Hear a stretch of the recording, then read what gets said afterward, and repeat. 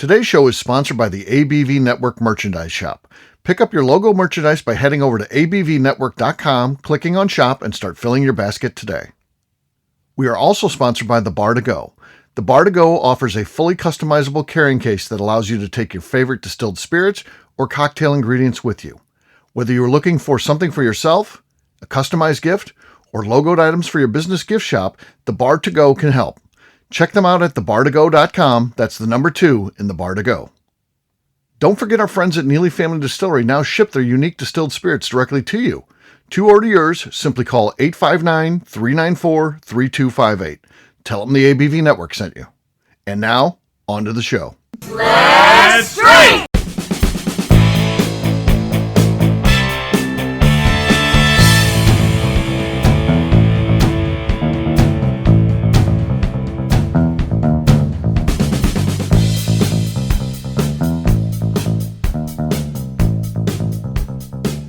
Welcome to the Bourbon Daily, podcast about everything bourbon delivered to you every day of the week. Today on the show, we discuss whether or not the time Bo's shorts fell down in front of Chet Zoller and his lovely wife was good or bad for the bourbon industry. My name is Miss Beka Sue. Please join me in welcoming my co-host, Steve Akeley, along with our special guests, Elba Guerin, Lenny Eckstein, and Heidi Fosnot. Hey, gang, what's up? Hey. What's going on? Not much. So it should be fun today. Sometimes people will be like, can you just leave the Bo's pants falling down? And I can't. I'll be honest. I was there and I witnessed this and I just can't believe it happened. So we'll rehash exactly what went down. We'll talk about this. We'll talk about whether or not this was good or bad for bourbon. We've never covered it from that perspective. So we'll get to that after the break. Bo was supposed to be here, by the way. He bailed out and I thought maybe it was because he didn't want to talk about this, but apparently he had a legit business trip. So he could not be here to talk about this, but we'll get him talking about it at some point. So it's very interesting for sure. But before we get that, Heidi said she had small talk. She said it's dumb small talk. So I don't know what that dumb small talk is. So we'll see what she comes up with. What do you got, Heidi? Well, first of all, Bo having a legit reason for not being here on this occasion is ridiculous. Right. But he should be here. He should be here for this discussion. So, okay. I say dumb small talk because as a driver, stop laughing. I see you laughing.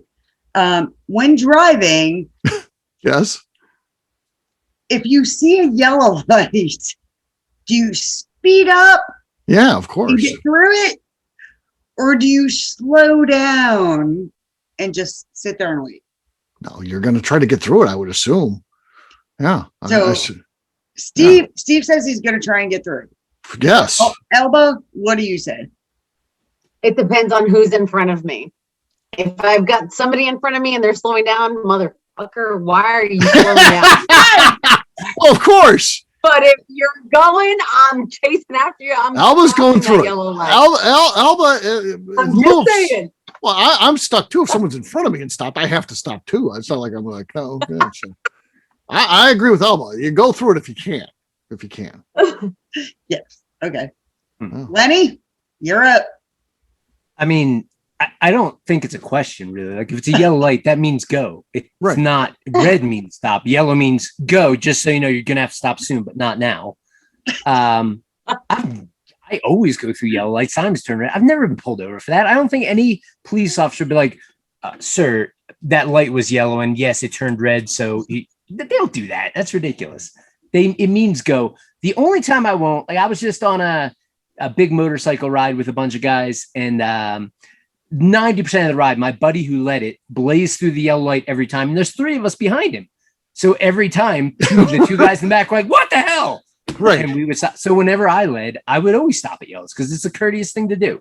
True. I get that's a fair point, Lenny. You're bringing up something very good there. When you're leading, when someone doesn't know where they're going or something like that, you should, take that yellow light as I need to stop. So and the only other variable is if I'm, trying to text and drive and I see a yellow light, I'm like, ooh, perfect opportunity. It's less dangerous. And you get longer time to text. Yeah, because I think Lenny seems like he's been thinking about this because he had a couple good exceptions that were well thought out. I think You about know, it. this was just dropped on him moments ago. Yeah. Beka, All right. yellow light. What are you doing? Becca, what are you doing? You're supposed to go through yellow lights. Like let's Yeah. be fair. You're supposed to go through them, but you also the second you see it yellow, you look around to make sure that there's not a cop sitting at the intersection. You don't just blaze through it. You always double check both sides to see if you do see a cop, because of course the one time you don't, that's when one of those cops is like, I'm in that mood. I'm pulling Do you someone ever over. just like I'm pulling take them over that for the yellow light? And do you ever take the yellow light and just like watch your rear view mirror and just like, always. oh, I'm good. I'm good. See? I'm Yeah. good. See, Oh yeah. see, I'm so good. the I'm yellow good. lights are your prime up that you look around, make sure that there's not a cop as you're running it. And if you do see a cop, you do not hit the gas. You just keep going. But if there's no cop, then you shoot on through because there's not a cop. But if there's if there's a cop, you just keep it easy and just go through, and you just go, well, it was yellow. You know, that doesn't mean yield. I wasn't breaking the light and speed up to get through it. My You foot just was keep off the it gas. going. So always run yellow lights. You have to cop So, to the Elba- reality. When I blow through yellow lights, I almost always, just as a nature of what I do, have like 3 or so 6-packs of bottles in the back of my truck. And my thought is, if a cop does pull me over and be like, officer, come on. Like, you know what would have happened if I had to slam my brakes on. I'm not doing it. Like, you can respect that.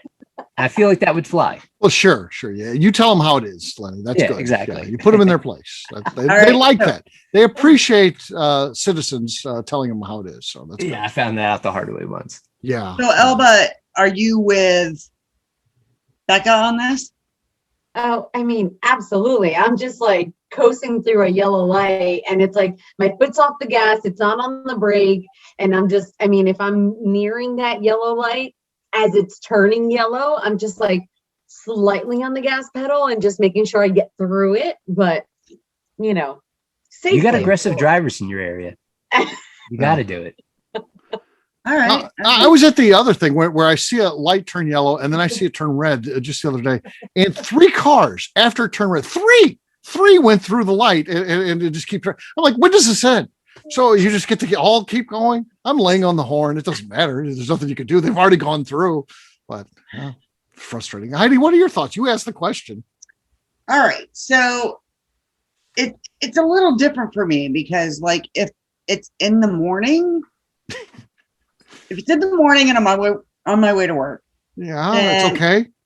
I am blowing through some yellow lights, and the road that I'm on, a lot of the lights have like flashing lights at least 500 yards before the light turns red, right? So it's giving you a warning saying, hey, the light up, it's going to turn, it's going to turn. My objective, if there's nobody in front of me, is to make it through that light. Like, I speed up and I'm like doing 80 and a 60, just trying to get through that light in the morning. Sure. Now, on the way home, it's a little different because on the way home, I may or may not have something in the car that could legally get me in trouble. Because, I've been working all day, so I need something. It's heroin on that. Allocated stuff water. I bet it's heroin. Anyway, yeah, heroin. It's the gateway drug to bourbon. Anyway, so if I see a flashing light, I'm going to slow down a little bit. But if I get there and the light's still yellow, then I'm going to speed up and go. All right. But I'm not going to run a red light. I'm going to make sure that, everything's good, everything's kosher. So but one day I did have my daughter in the car, and she is at the driving age, and she was like, Mom, you just sped up.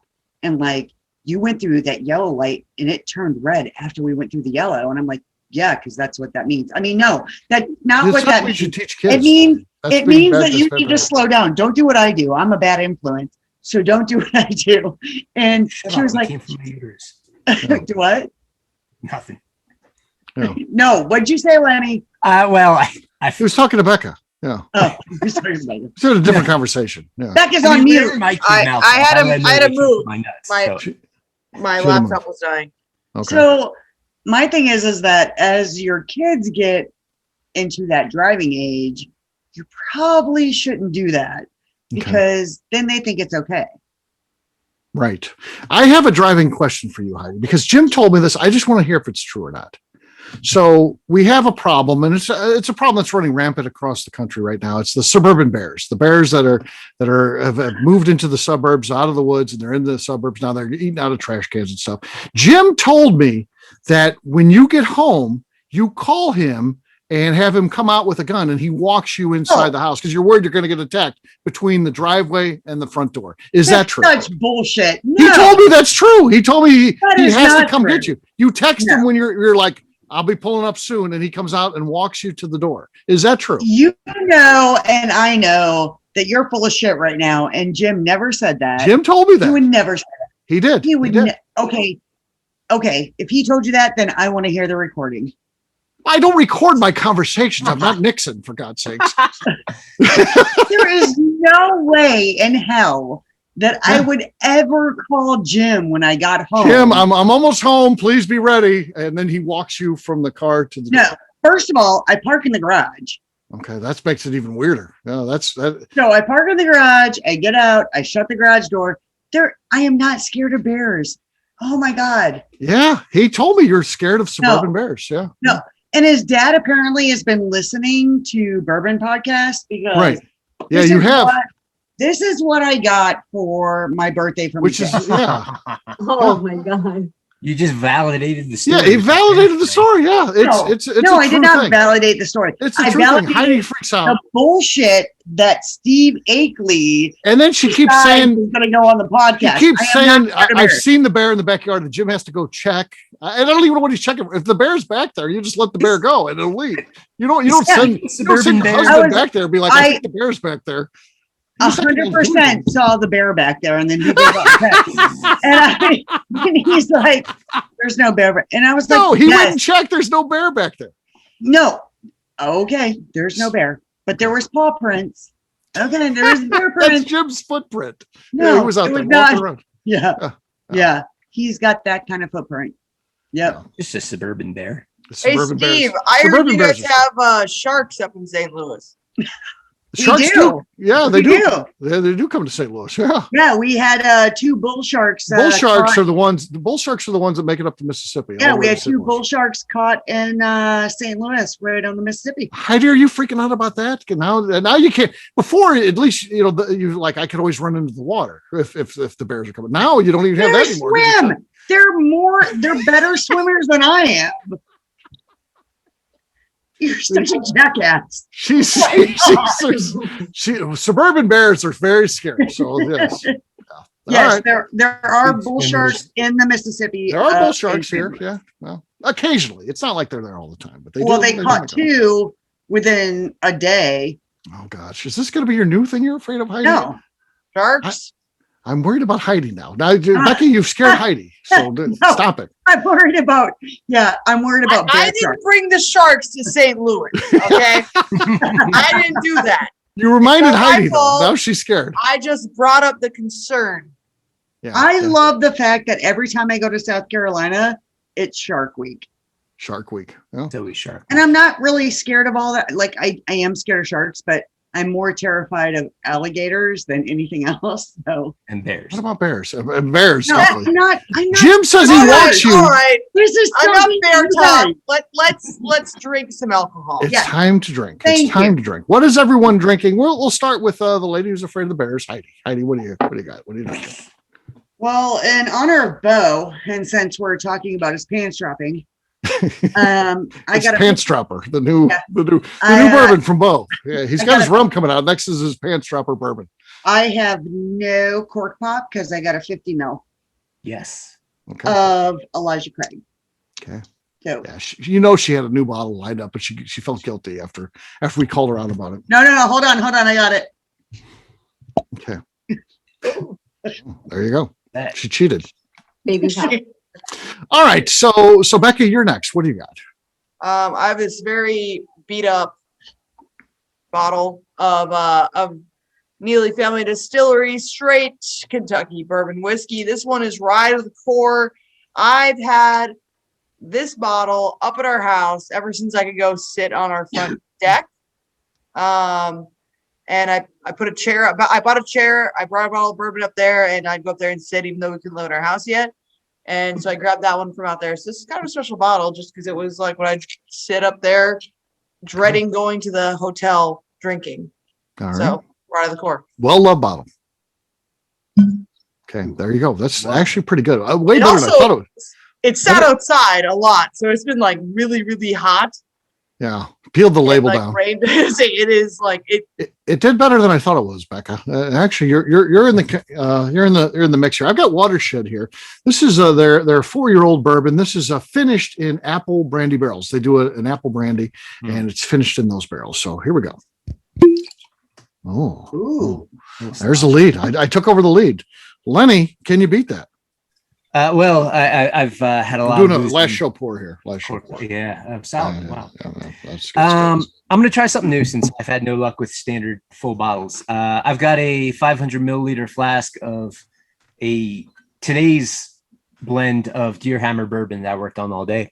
Quite fond of it. We'll see what this thing does. Maybe nothing. It's like a Maybe beaker. wood. Okay. It's the That was best I've good. had all day. It was good. Okay. Not as good as mine. It was good, but not as good as mine. Elba, you're the last one. What do you got?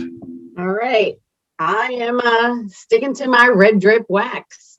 I am actually cracking open this 2021 limited edition of our wood finishing series, the FAE01 Okay. edition. We've got the edition number 2 coming out pretty soon. So let's see if this one has a nice little pop. So I think that's enough. I think that's the best one right there. She got it. One. It was the wax. Elba wins. Elba wins. So I'll take it. yeah. Cheers, gang. Cheers. Cheers. All right. We'll take a quick break. And then when we come back, I'll let you guys know exactly what happened when Bo dropped his pants. And we're going to talk about whether this was a good thing or bad thing for bourbon. We'll do that in just a few.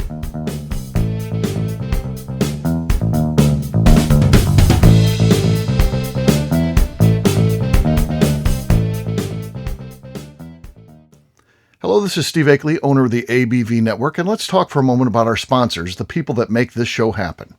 First up is our friends at Moonshine University.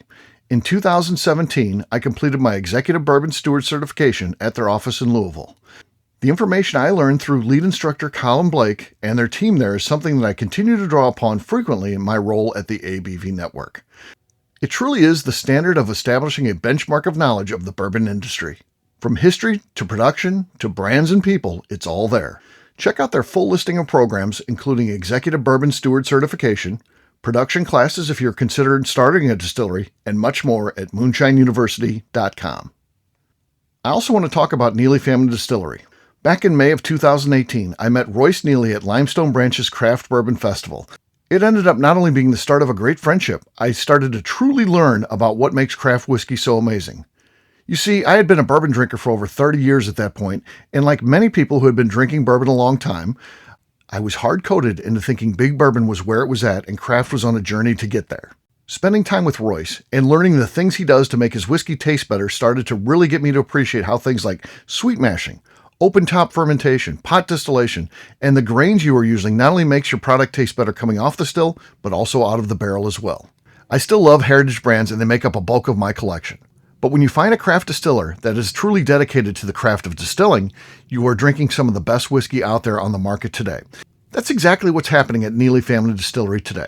Check them out on the web at neelyfamilydistillery.com, or better yet, stop by and see them at their distillery in Sparta, Kentucky. And now, back to the show.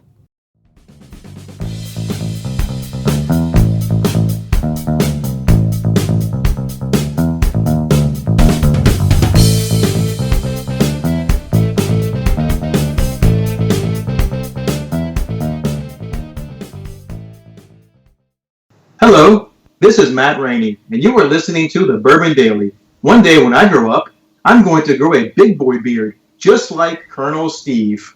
Welcome back to the Bourbon Daily. Today we're discussing Bo dropping his pants in front of Chet Zoller and his wife.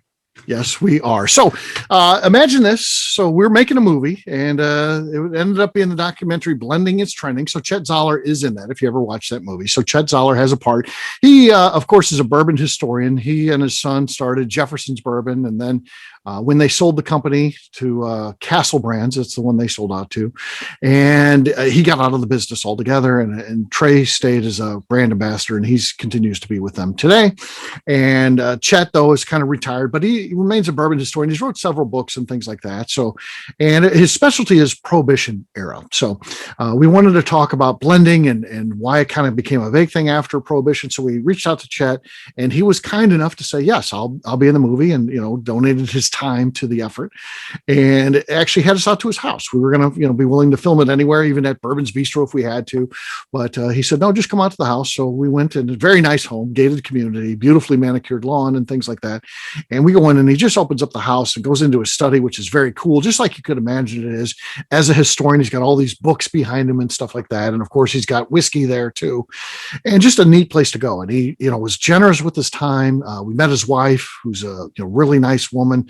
Couldn't have been nicer to us. Do you want anything to drink? Just very, very cordial and courteous to us. And we did the interview, and then Chet, talked about the book that he's got and what he's working on now and all the stuff. We just casually talked afterwards, and very pleasant conversation. And as we leave, he's getting ready to say goodbye, and here comes his wife, who we had met when we went in, and we were packing up all the equipment. And I've got some of the stuff, but Bo has the bulk of the stuff. He's got 2 big cases filled with stuff, and then he's got the lights, because you have to have a lot of lights when you're doing this, piled on top. And he's kind of carrying this with the 2 cases. Big cases. He's got his arms fully extended, and then he's holding with his chin. He's holding the lighting down. There's 3 different lights that have been collapsed, and he's got those there. And Chet's waving goodbye to us from his porch. There's some steps you have to walk down as you head down the driveway to the car. And Chet begins waving, and then here out pops his wife, and she's waving. And with that, I see Bo's pants starting to fall, and they continue to fall and continue to fall. And he catches them right about the knees, but you could see his full underwear exposed. And then there's, his creamy white thighs. Bo's a big guy, and you see the thighs. And then at his knees or so, he's caught these pants. And so he's got his legs flared out, kind of bowed, and he's kind of walking like a duck at this point. And he still has to walk about halfway down the driveway across that. And I look back, and I see Chet and his wife still waving, and there's Bo with his pants basically at his knees walking, and he heads to the car, and he drops the stuff on the ground, and then he hikes his pants up. And I was like, I'm just dying laughing. I can't believe what's going on, that Bo's pants actually fall down. And then he's mad at me because I didn't help him. And I don't know what I'm supposed to do. Am I supposed to go behind him, run behind him, and hike his pants up? I don't know what he wanted out of me to help. And he's like, now he'll tell you he wanted me to take the equipment so he could handle the pants situation. But I don't know. I mean, Steve, the more I hear this story, which has only been 100 times, I do like to tell it. The more I'm on Bo's side of that. You, being his friend, you should have assisted Bo. You should have either taken that stuff out of his hands, or you should have hiked his pants up for him. I think you should have done that. You're friends. That's not a weird thing. Taking equipment out of his hands is not a weird thing.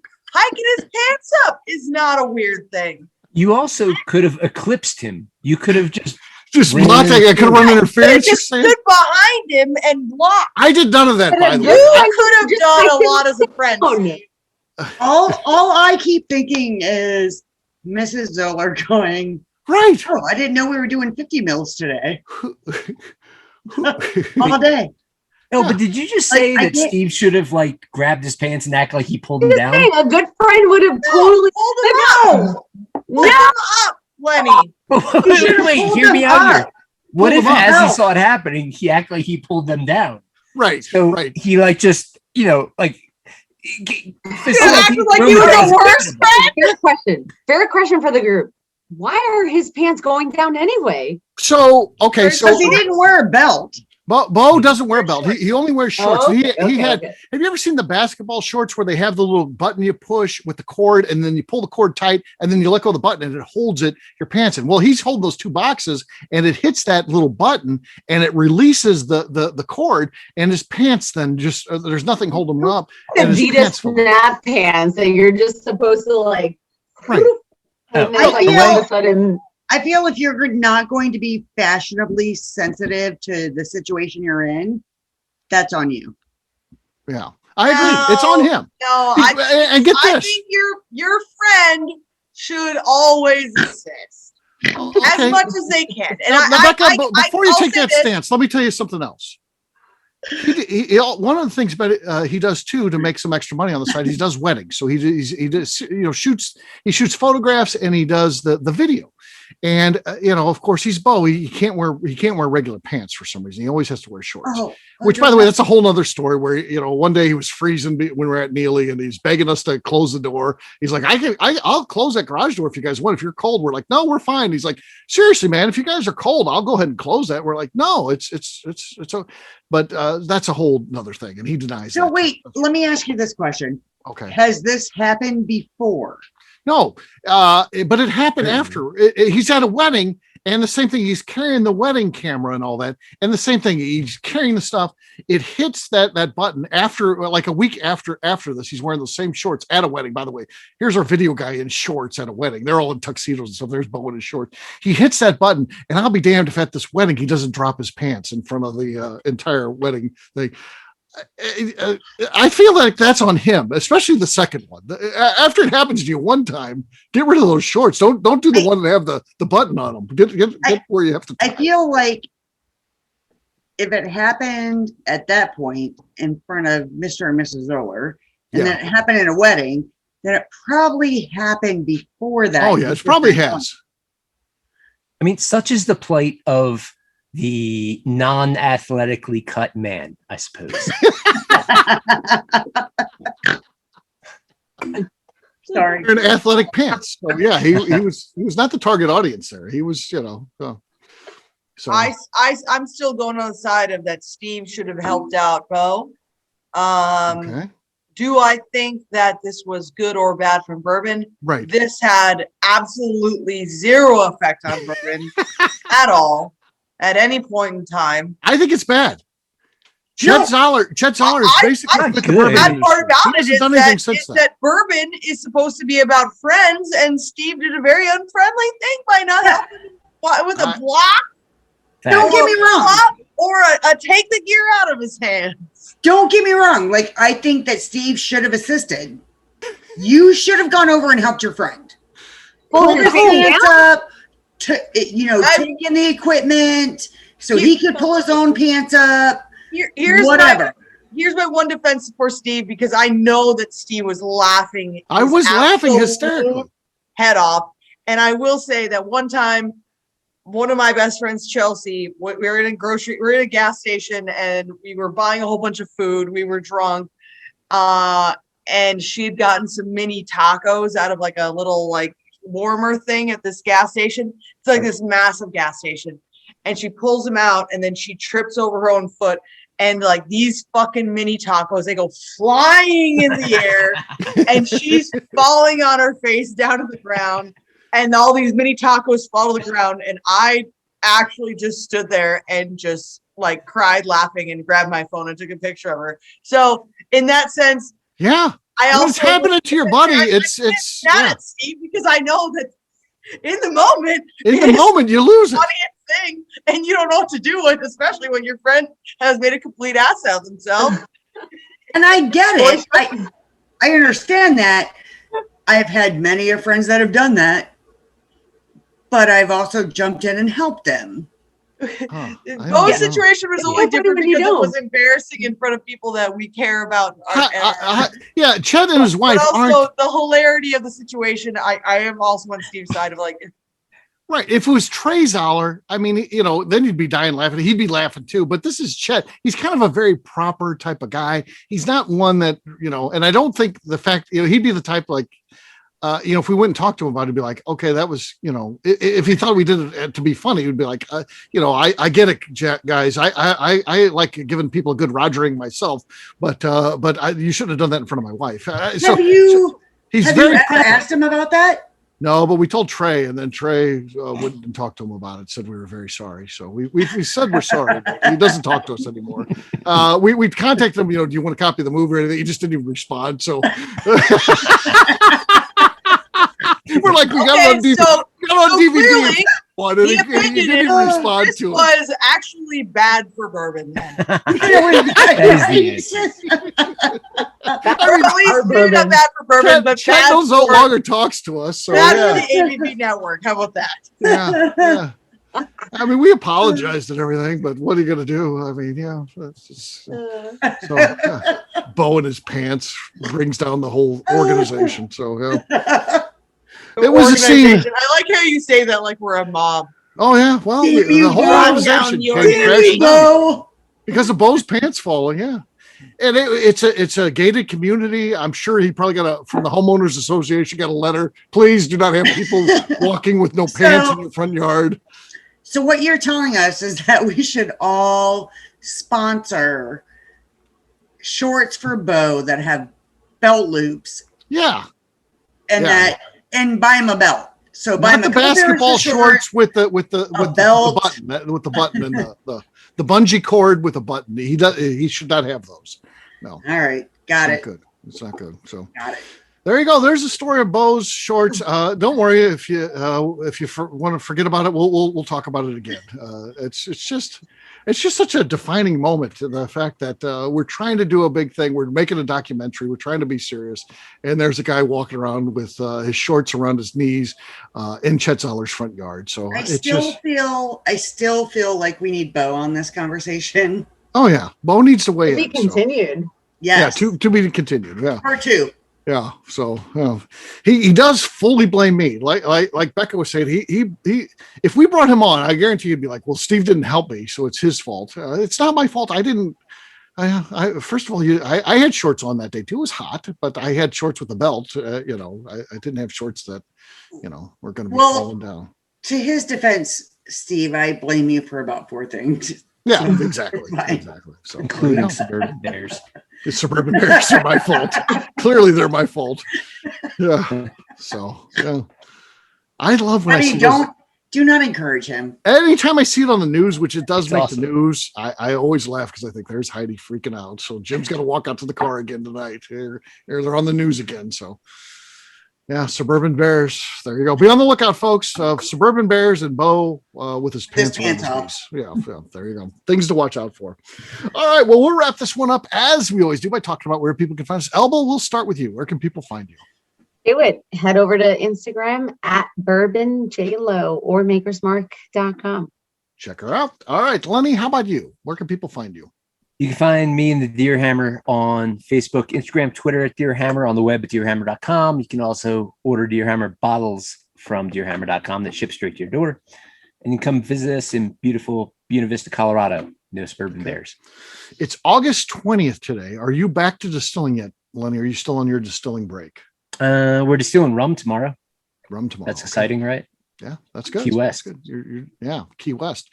Be at Key West, by the way. It's going to be huge. I don't want to talk about, believe me, there's a lot of people from the bourbon industry going to be there. I don't want to share that list because I don't know that the people want their name shared, but believe me, if you go to Key West, January 27th to 30th, and build your trip around that, you can be there before that, but after that, you'll like hanging out with us. I'll say that. All right. How about you, Heidi? Where can people find you? You can find me on Instagram at Heller_BarrelBabe and on Instagram as Heidi Topol Eller. And then you can find me in Key West trying to control my brother wearing a hot pink fishnet. Should be fun. That's a bonus. There you go. And trying to give Eddie a shirt too. I have no idea what's going on. We'll see what happens. Hopefully Eddie's going to be there. Miss Beka Sue, how about you? Where can people find you? You can find me on Twitter and on Instagram at MissBex2, 1K, no C's. You can find me picking out single barrels down at Neely Family Distillery. All right. For me, I'm an easy guy to find. I'm at Steve Akeley on Twitter, Instagram, or Facebook. I've got a website, steveakeley.com, but the important website is abvnetwork.com because everything that we do is out there. We put all of our previous shows, our blogs, so much more, abvnetwork.com. Miss Beka Sue, anything else to say before we get out of here? I just like to remind the audience to please give us a 5-star review, then includes comments. It helps new people find the show, which is very important to us. If you like what we're doing, we ask you to please visit our Patreon page at patreon.com/the ABV Network. Great job today, gang. For audience, we'll have a brand new show for you tomorrow. Looking forward to that. Until then, take care, everybody. See ya. Bye. Bye. Peace. Pow, pow, pow, pow. See you next time.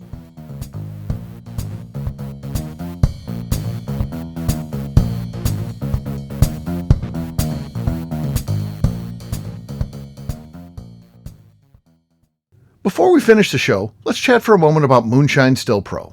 Moonshine Still Pro has a full line of products to help the home distiller.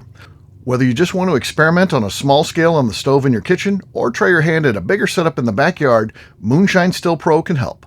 They have different still offerings as well as accessories and even grains from Goldstone Mill to help you make whiskey on par with what you get from your favorite distillery. They can even assist with a DIY still project by supplying some of the parts you can't make yourself. Check them out at moonshinestillpro.com. At the ABV Network, we're lucky enough to have some great friends. Amongst those friends is the Goldstein family, owners of Goldstone Mill. Goldstone Mill is a full-service mill offering a variety of heritage and heirloom grains. Their unique approach of working with mills around the country allows them to offer you affordable shipping opportunities to meet the unique needs of your distillery or brewery. They will consult with you to ensure the grains you are selecting meets the unique flavor profiles you are looking for. If you are a home brewer or distiller and you're looking for the grains that your local distillery or brewery uses, Goldstone Mill is the place to look. Check them out on the web at goldstonemill.com, call them at 217-254-6613, or shoot them an email at hello@goldstonemill.com. The Bourbon Daily is part of the ABV Network. For more information or to become a sponsor, please visit abvnetwork.com. Thanks for listening and cheers. This has been a Steve Akeley production.